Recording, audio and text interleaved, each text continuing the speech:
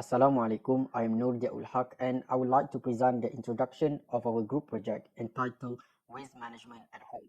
Our group members consist as the list shown above. So, what is waste management? In short, waste management includes the processes and actions required to manage waste from its inception to its final disposal. This includes the collection, transport, treatment, and disposal of waste, together with monitoring and regulation of the waste management process and waste-related laws, technologies, and economic mechanisms. The main aim of waste management is to reduce the dangerous effect of such waste on the environment and human health. In most cases, the improper management and disposal of different types of waste can cause a variety of health issues to humans. These can include skin irritation, respiratory problems, and other illness. For example, waste that release dioxins and other toxins are dangerous, especially when they are diffused into the air people breathe. Moreover, toxic chemicals from waste leaking into bodies and streams of water can also be harmful to people who consume that water on a regular basis. Waste management is important as it saves the environment from toxic effects of inorganic and biodegradable elements present in waste. Mismanagement of waste can cause water contamination, soil erosion, and air contamination. Assalamualaikum warahmatullahi wabarakatuh. My name is Nur Afika Audrina Sawali. So here I will explain about type of waste that have been accumulated. So there are 5 types of waste. First, there is liquid waste. Liquid waste refers to all grease, oil, sludge, wastewater, waste detergent, and dirty water that have been thrown away. Second, there is hazardous waste. Hazardous waste include flammable, corrosive, toxic, and reactive material. In a nutshell, there are wastes that pose a significant of potential threat to our environment. Third, there is recyclable waste. Recyclable waste refers to all waste that can be converted to reusable product. A significant percentage of items in construction waste such as masonry, metal, paper, and furniture can be recycled.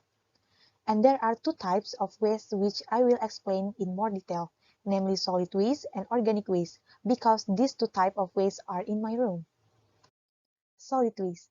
Solid waste is any garbage, sludge, and refuse found in industrial and commercial locations. The 5 major types of solid waste are: first, there is glass and ceramics. Numerous companies readily recycle ceramic and glass. The catch here is that you have to dispose of them correctly. And next, there is plastic waste. Plastic waste is any container, jar, bottle, and bag that is found in companies and houses. Plastics are non-biodegradable, and most of them cannot be recycled. And there is paper rubbish. This refers to all newspaper, packaging material, cardboard, and other paper products. And paper is recyclable. And next, there is metal and tins.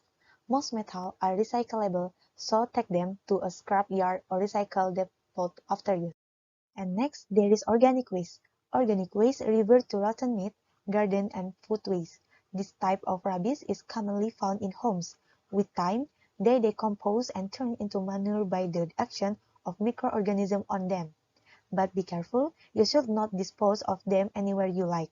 When decomposing, organic waste produces methane, so it must not be thrown away with regular waste.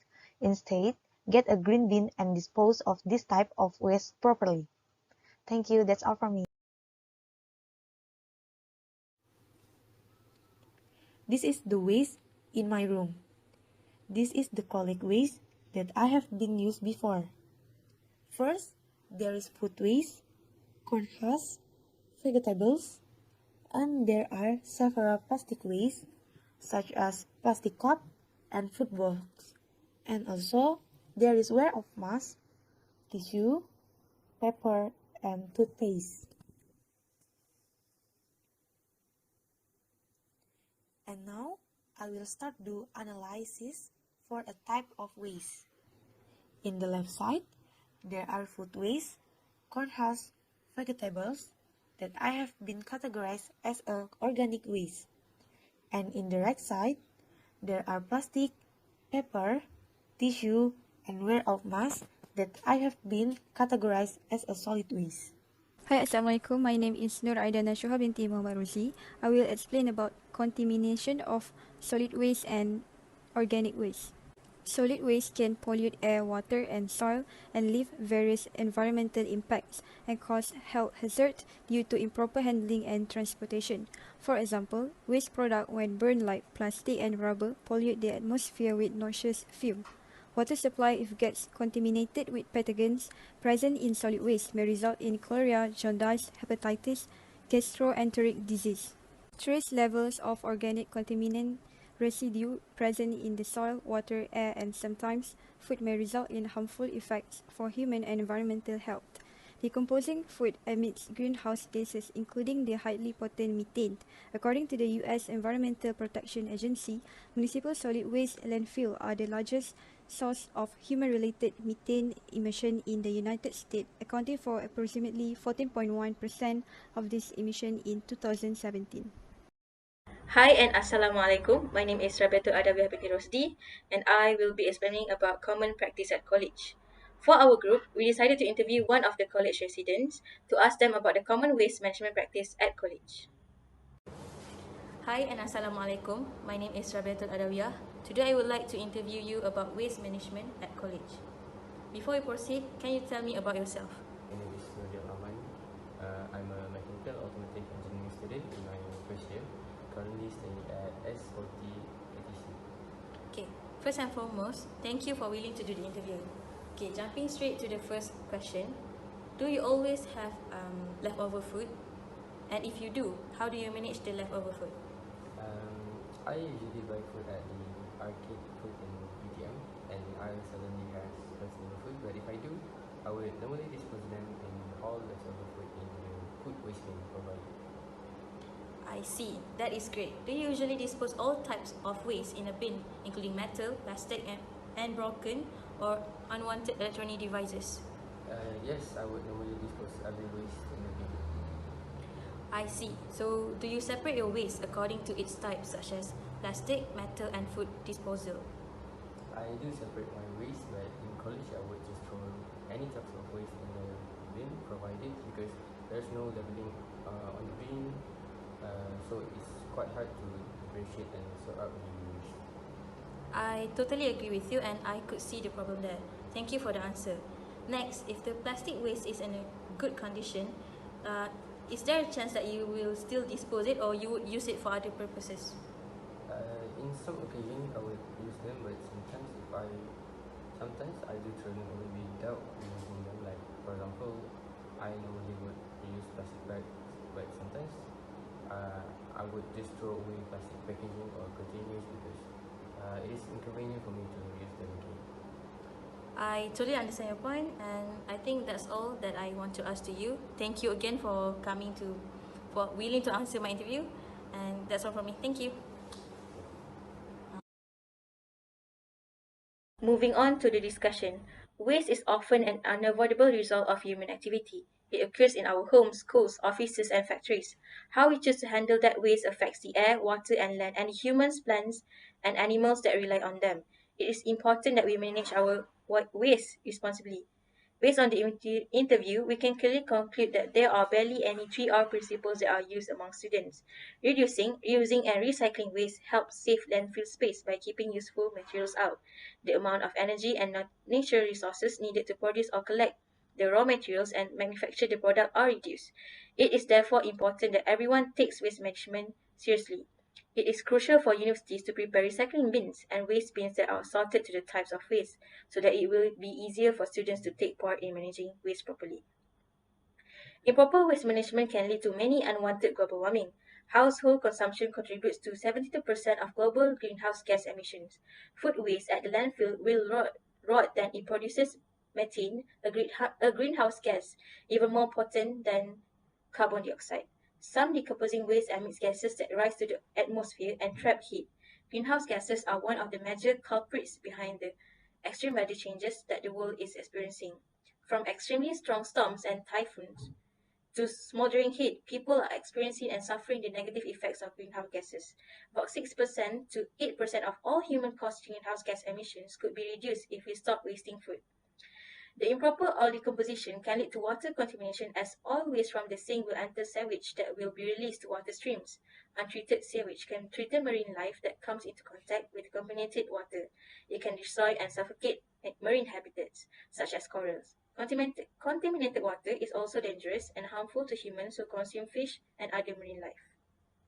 That's all from me. Thank you. Hello, I'm Sofia Mera and I will be explaining the factors that hinders the recycling activity. The first one, it is inconvenient. The recycling products does not meet the demand the population needed. In some cases, raw material is easier to get, processed, and cheaper compared to recycled materials that need to undergo many processes. Hence, this leads to usage of raw material as the recycling product fails to meet the expected demand. Second, lack of proper facilities. The usage of recycling bins are still low among community. Therefore, community still does not separate their waste according to the waste that can be recycled and cannot be recycled. Plus, there's not many recycling pickup points in the country. Hence, the number of materials that needs to be recycled is much more than facilities can process. The third one is lead to pollutant. Pollutants such as chemical stews affect the environment when waste materials degrade. Debris and toxic waste that is improperly handled and can contaminate land, air, and environment. Toxins and contaminants from the original material, such as lead paint, spray cans, may contaminate the recycled products. It could take years to discover that the items that we have been using are polluted. For example, recycled steel used in buildings in Taiwan has caused gamma radiation poisoning for the past 12 years. The fourth is it is under participation. There is no big pressure on businesses to use recycled materials among their products, so there is lack of drive to produce products to be sustainable. Producers are left out of recycling economics. They have less incentive to reconsider packaging or product designs that use recycled materials. Therefore, there is not many demand for recycled products. The fifth one is the lack of recycling knowledge. Many residents lack the knowledge on proper recycling practices. It is confusing and overwhelming for consumers to know what can be recycled and how to be recycled it. Consumers want to be recycled. Consumers want to be responsible with their trash, but there is no proper education on recycling. And the last one, it is not cost effective. Recycling might cost up to 3 times as much as dumping rubbish in landfills. This is why, despite being environmentally beneficial, it is frequently regarded as inefficient. The process is also labor intensive. Even when the demand for labor is high, the nature of the task can result in low morale and a poor quality of life due to low pay. Assalamualaikum, I am Lydia and I will be continuing on the suggestion for improvement of waste management. For the suggestion, I divided it into 2 parts, which is at home and in community. Knowledge of current practices and perception of household solid waste management is necessary for accurate decision making and a move towards a more sustainable approach. The first point of suggestion is to measure our waste. It is usually easier to manage and track our improvement on something that is measured. Record the types and quantities of waste materials generated within your businesses, visual assessment of amount and type of waste per week, compare and see differences of the amount of waste disposed to landfill. Next is separating waste. When we segregate waste, there is reduction of waste that gets landfilled and occupies space, water and air pollution rates are considerably lower. Ensure that wastes are correctly separated for recycling. Keep separate containers for dry and wet waste in the kitchen. Keep 2 bags for dry waste collection paper and plastic for the rest of the household waste. Next part is suggestion to improve waste management in the community. First point is to monitor waste activities. Alert the local environmental protection agency about environmental abuse. For example, you may see truck dumping garbage illegally. Record the license plate number and report to local authorities. Other than that, we can find out if there is any harmful substances production sites near the locality and join the local community to ask the companies to reduce their use of toxic chemicals and waste production. Lastly is to coordinate activities with other organizations. Work with other organizations and existing networks to develop a permanent inventory of accidents, transportation routes, and problems regarding to hazardous and nuclear waste, including location, dates, perpetrators, solutions, and outcomes. That is all from me. Thank you. My name is Khairul Sofia binti Harun and I will continue the presentation with the final part, which is reflection. So, from this project, we managed to analyze the types of waste such as liquid waste, solid waste, organic waste, recyclable waste, and hazardous waste. Waste management is important as it saves the environment from the toxic effects of inorganic and biodegradable elements present in waste. By knowing which product to use and how to dispose of it is extremely important as it can help minimize the waste produced on a daily basis. It is clear that improper management of solid waste has direct adverse effects on health and the environment because it can cause water contamination, soil erosion, air contamination, and pollution with loss in aesthetic, health, and other resources. So, we as students must have the awareness to practice the correct way of waste management. So what we can do? We can recycle the waste if collected and managed efficiently. Some products can be used several times after being bought. We can use the same item for the same purpose again or can be reused for different means. Besides, waste materials such as plastic, glass, and paper can be segregated into different columns in order to process them to make new products which will save the natural resources. We also have learned that many waste products can be further used to produce energy. For instance, some products can generate heat by burning, plus some organic products are useful in fertilizers. Therefore, small things that we do today may give a big impact on our own environment later. That's all from our group. Thank you.